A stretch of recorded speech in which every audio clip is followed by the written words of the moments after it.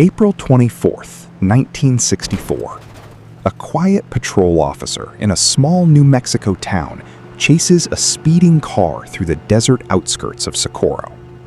Within minutes, he will radio in a report so strange that it will end up in U.S. government files, spark a federal investigation, and remain unexplained to this very day.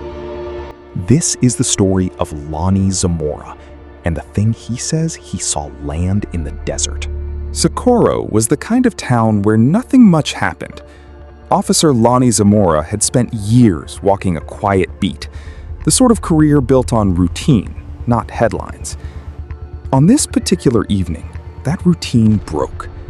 Zamora was pursuing a speeding vehicle when a bright flash lit up the sky to the southwest, an orange-blue flame accompanied by a roar.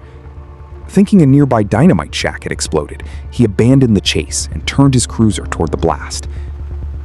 He would never catch up to that speeding car.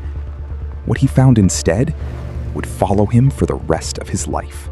As Zamora's patrol car climbed a rocky arroyo south of town, he crested a low hill and stopped cold. Below him, in a shallow gully, sat an object unlike anything in his experience. Smooth, metallic, roughly the size of a car, resting on what appeared to be 4 extended legs. Some witnesses of the case would later describe it as egg-shaped, standing nearly as tall as it was wide. Zamora radioed his position and began to make his way down the slope on foot. As he approached, he says he noticed 2 small figures beside the object. Figures he would later describe as wearing white coveralls, moving with what looked like calm, deliberate purpose. One of them, he said, seemed to glance in his direction. Startled, Zamora lost his footing on the loose rock and stumbled, his glasses falling from his face. When he looked up again, the beings were gone. Moments later, the object roared to life. A blast of flame and a deafening whine sent Zamora scrambling for cover behind his vehicle, certain the thing was about to explode. Instead, it lifted smoothly off the ground and climbed away into the sky, accelerating until it vanished from sight. The entire encounter had lasted only a few minutes. Within the hour, Zamora's sergeant and fellow officers arrived at the site. What they found on the ground did more to fuel the case than any testimony could. Pressed into the desert soil were 4 distinct indentations, arranged in a rough rectangle. Consistent, investigators noted, with a heavy object resting on 4 legs. Nearby, patches of brush were scorched and smoking, as though something had burned hot and fast before lifting away. Word spread quickly, and so did scrutiny. Zamora wasn't an anonymous caller or an overexcited tourist. He was a trained law enforcement officer, with a reputation among those who knew him for being level-headed and unlikely to embellish.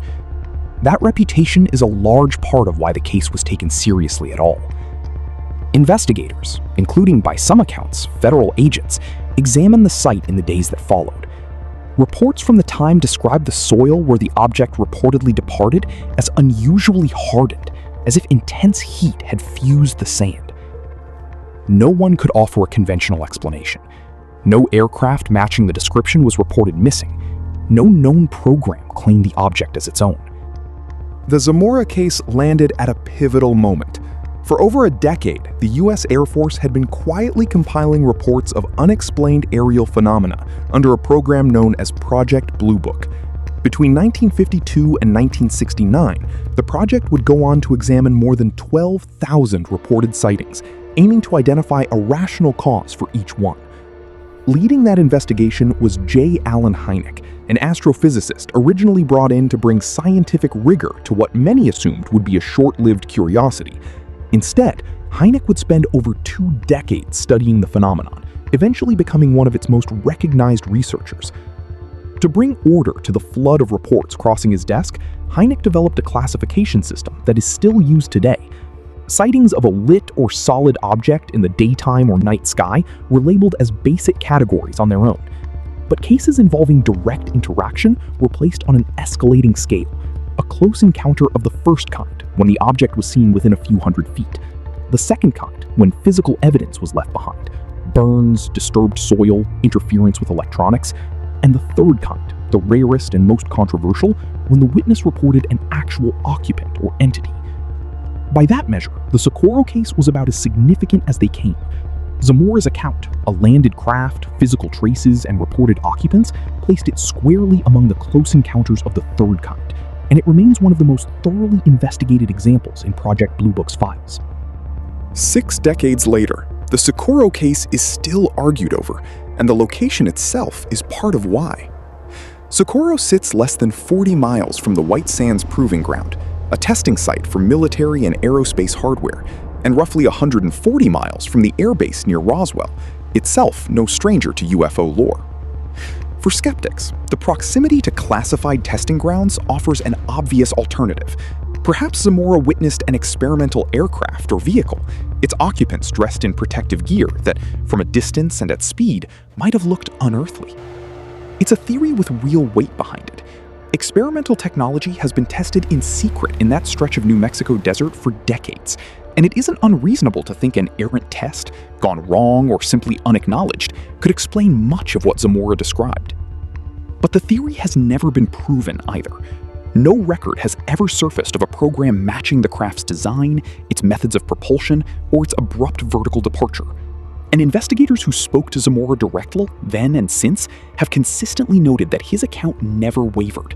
A consistency that, for many researchers, makes a simple hoax or misidentification difficult to accept. What's left is neither a confirmed secret aircraft nor a confirmed alien landing. Just a well-documented, physically corroborated encounter that no one has ever been able to fully explain. Lonnie Zamora went back to work not long after that April evening. He gave his statement, cooperated with investigators, and largely avoided the spotlight for the rest of his life. He never asked to be famous, and by most accounts, he never enjoyed being famous. But the scorched earth and the 4 strange marks in the New Mexico soil outlived the moment. More than 60 years on, Socorro remains one of the most credible, most investigated, and most unresolved UFO encounters on record. Whatever Lonnie Zamora saw that day, machine or mystery, it left the ground changed, and it left the question open. If you want to uncover more strange mysteries and unexplained stories, subscribe to Mystery Chronicle.